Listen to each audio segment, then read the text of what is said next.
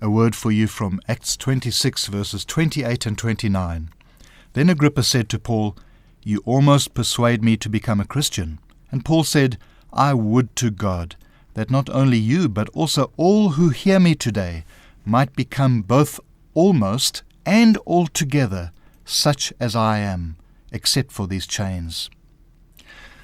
Here is a very bold Paul, emboldened by the Holy Spirit, despite the fact that he had spent 2 years in jail under an unjust governor, Felix, in Caesarea, and now the Jews his former colleagues from the Pharisees and them had got together and sent a party to appeal to the new governor, Festus, and to make sure that Paul is tried and sentenced and put away forever, if possible killed, which was their actual plan, because they wanted him to be tried in Jerusalem and they'd waylay him on the way and make sure that he was assassinated.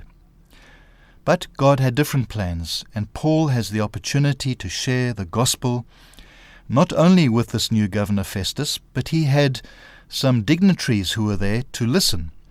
Agrippa, and he had with him his wife, and they knew a lot about the gospel.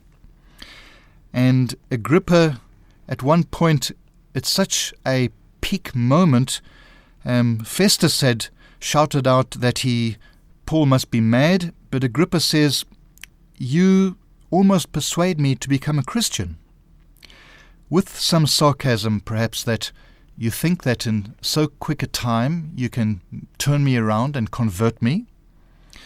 And Paul gives a generous reply, removes all sarcasm and says, "I would to God that you and all of you might become both almost," he uses the same words that Agrippa has used, "and altogether such as I am." He says, "I don't want you to be a half Christian. I wish you to be a complete Christian. Not only you, but all of those hearing me." And Paul used these words very intentionally, because in that room were these very priests and Pharisees who hated him.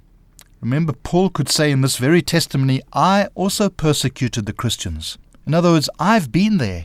I know what it's like. And that made the Pharisees boil with anger.